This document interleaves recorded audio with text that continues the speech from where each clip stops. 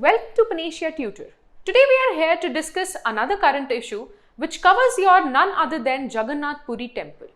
Recently अपने एक project जिसका नाम है जगन्नाथ पुरी हेरिटेज कॉरिडोर या फिर Shri Mandir Parikrama project, this has been recently in limelight.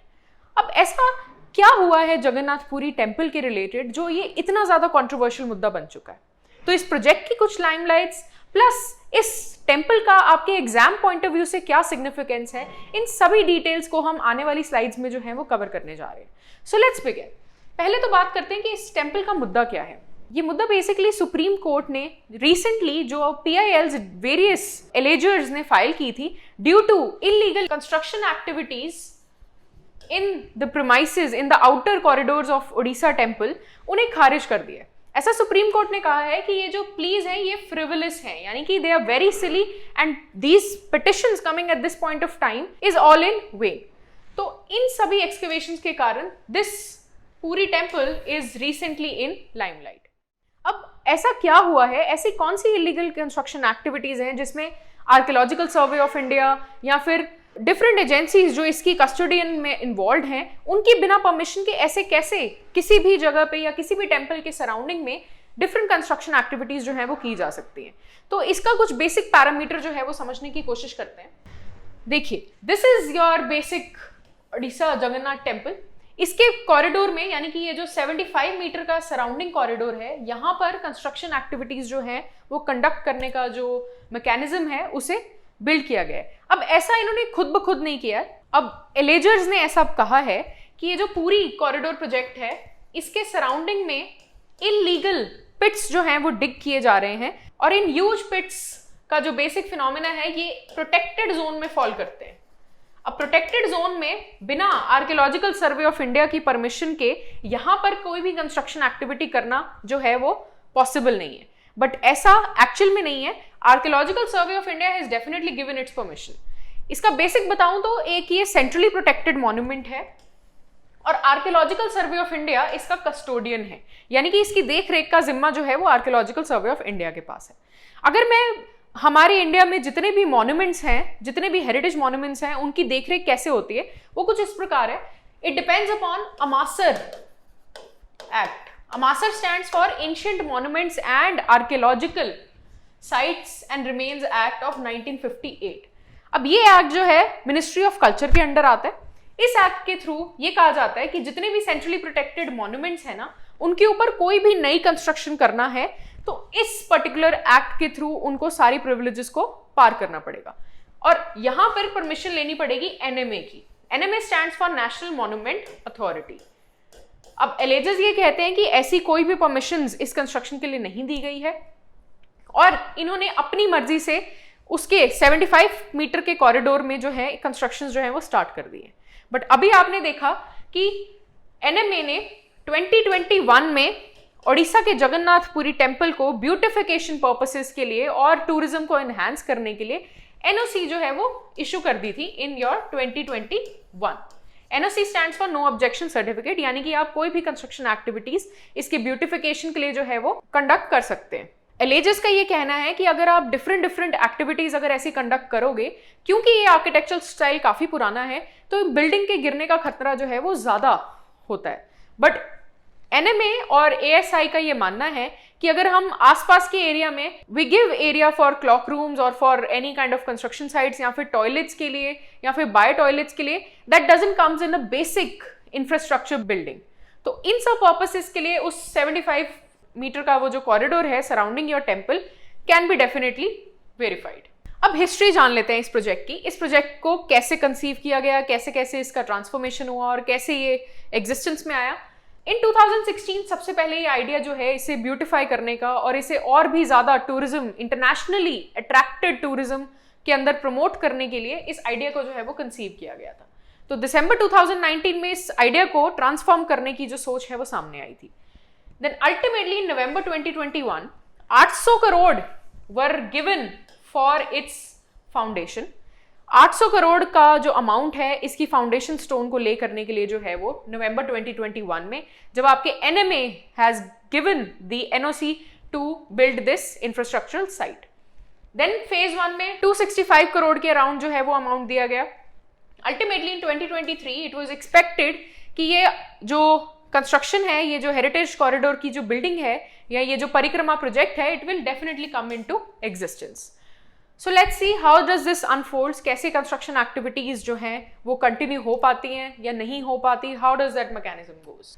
अब ये जो 75 मीटर का जो कॉरिडोर है in this square shape that you can see, this is going to be build, और यहाँ पर shelter pavilions, bio toilets and cloak rooms, all these kind of construction activities will be taking place. और alleges का ये कहना है कि अगर इस मिट्टी को डिग किया जाएगा तो डेफिनेटली जो आसपास के जो मॉन्यूमेंट को नुकसान पहुंचाने वाली जो चीजें हैं वो उनका खतरा जो है वो काफी ज्यादा स्तर पर बढ़ जाएगा.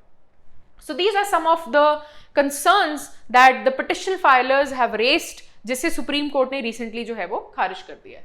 अब एग्जाम पर्सपेक्टिव से ये जो टेम्पल है ये क्यों इंपॉर्टेंट है. सबसे पहली बात, ये ईस्टर्न कोस्ट ऑफ उड़ीसा पर लोकेटेड है, यानी कि जो जगन्नाथपुरी है, if you see the Indian map, तो Orissa is a state in your eastern coast, और यहाँ पर Puri is located on the eastern coast. यहीं पर ये टेम्पल जो है, जो कि आपकी चार धाम का पार्ट है, वो लोकेटेड है. अगर मैं चार धाम की बात करूं तो चार धाम में वी हैव 4 प्लेसेस जो कि आपके कंट्री के चारों कॉर्नर्स पर स्थित है. They are Badrinath, Rameswaram, Puri and Dwarka.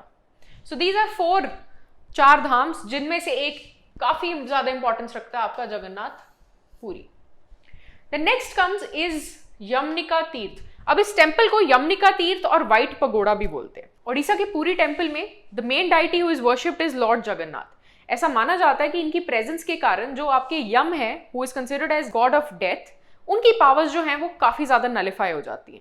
तो इसीलिए इसे यमनिका तीर्थ के नाम से भी जाना जाता है. Another beautiful name of this temple is white pagoda. क्योंकि इसका कलर ऐसा है तो इसे व्हाइट पगोड़ा बोला जाता है. इसके कंपैरिजन में अगर मैं आपको कोणार्क टेम्पल, जो कि another sun temple in Odisha, that is famously referred as black pagoda because of its colour again. Then I told you about the Char Dham. What all char dhams we have? We have Rameshwaram, we have Dwarka, Puri, Badrinath. So these are all the 4 dhams which are associated, which have a strategic significance according to your exam point of view.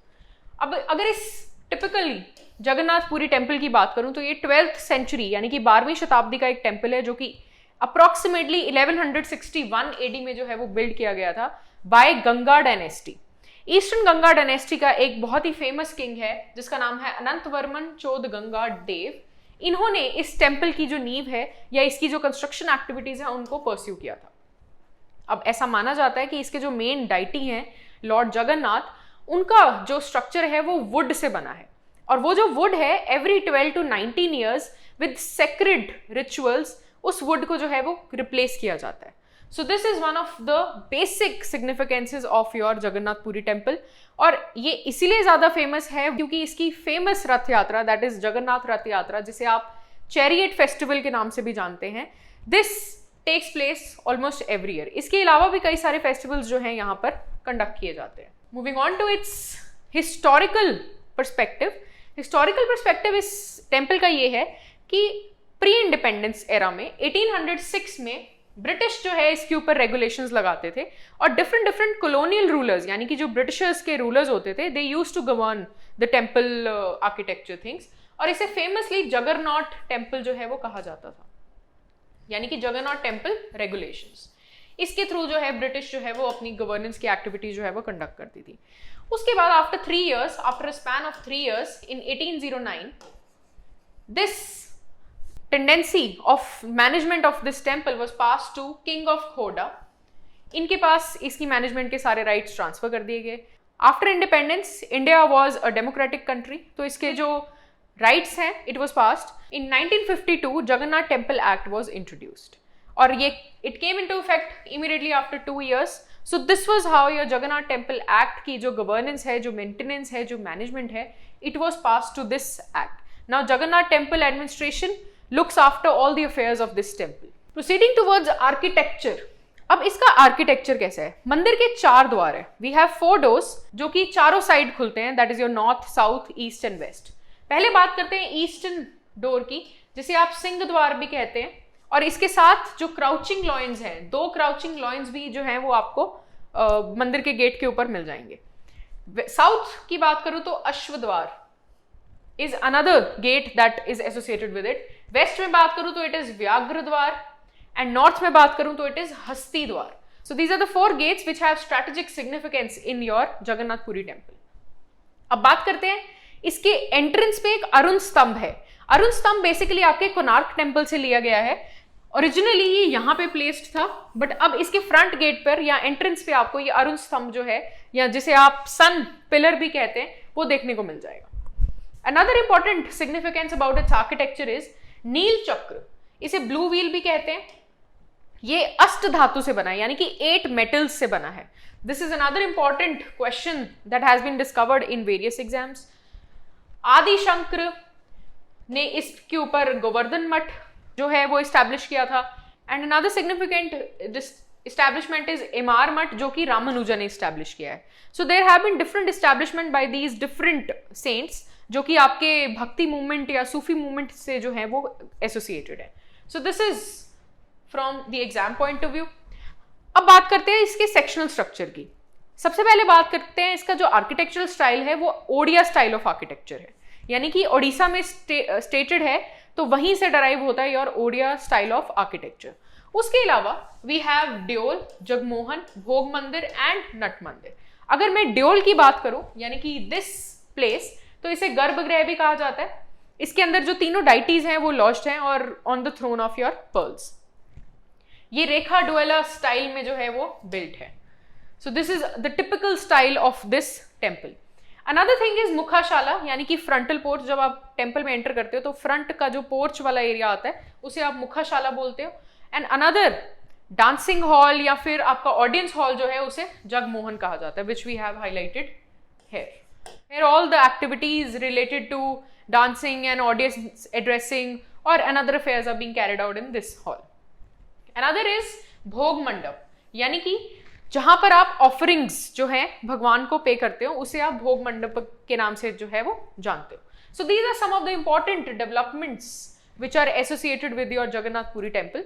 I hope you liked the content of our videos. So please don't forget to like, subscribe and share Paneeshia Tutor. Thank you so much for joining us.